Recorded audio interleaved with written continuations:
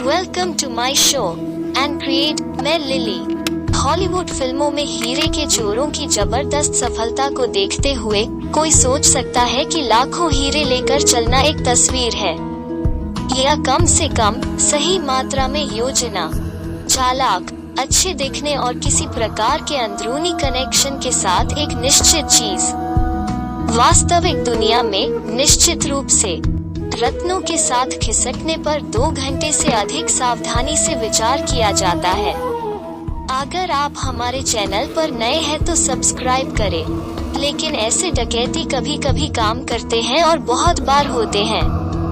हर 2 साल में चोरों का एक दल हीरा डकैती लेकर भाग जाता है। डकैती केवल डकैती नहीं है, यह धैर्य और इंजीनियरिंग का एक कारनामा है जो इतिहास के कुछ सबसे बड़े भुगतान देता है। अजीब बात यह है कि यह बताना मुश्किल है कि चोरों ने कभी नकदी देखी है या नहीं, क्योंकि लगभग हर बड़ी डकैती में हीरे कभी नहीं मिलते। क्या वे कहीं एक परित्यक्त तहखाने के फर्श के नीचे दबे हुए हैं? क्या वे विदेशी राजकुमारों को निचले स्तर पर बेच दिए गए थे? या क्या ज्वेलरी स्टोर की खिड़की में रखा हीरा वही है जो 2003 में एंटवर्प डायमंड सेंटर से चुराया गया था और बिचौलियों के माध्यम से तब तक ढोया गया जब तक कि एक वैध जौहरी इसे दूसरी नजर देने के लिए पर्याप्त रूप से साफ नहीं हो गया?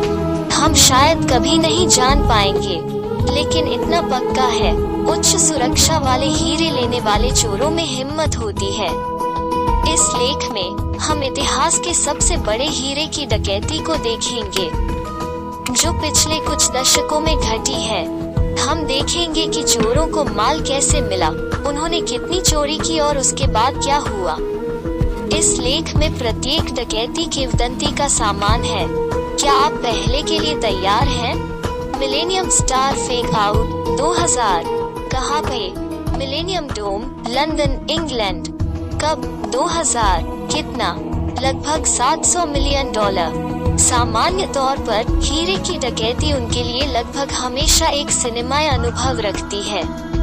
श्रम साध्य योजना, उच्च नाटक और मौका है कि एक छोटी सी बात गलत हो जाएगी और पूरी साजिश को बर्बाद कर देगी। लेकिन कुछ प्रयास किए गए डकैतियों के पास इस रिकॉर्ड के करीब की चोरी का रहस्य और हॉलीवुड का अंत है। 2000 में चोरों ने लंदन के मिलेनियम डोम से $700 मिलियन मूल्य के हीरे चुराने का प्रयास किया।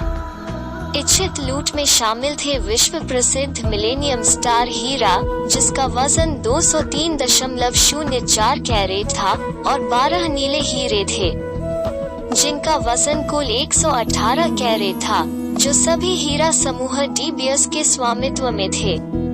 इन रत्नों को चोरी करने का मतलब होगा अथाह धन, इसलिए अपराधी तैयारियों में सस्ते नहीं हुए। वे सही काम करने के लिए हथियारों और औजारों के साथ तैयार होकर आए। चोरों ने भारी हथियारों से लैस होकर अपने प्रवेश द्वार को ढकने के लिए गैस के कनस्तरों को गुंबद में फेंक दिया। गैस मास्क पहनकर वे अंदर भागे और हथौड़ों से प्रदर्शन के मामलों को तोड़ दिया। वे हीरे हथियाने ही वाले थे कि सफाई कर्मी के वेश में पुलिस अधिकारी दौड़े और उन्हें बंद कर दिया। डकैती से पहले ही पुलिस को सूचना दे दी गई थी और कथित भगदड़ वाली स्पीड बोट को पहले ही पकड़ लिया गया था।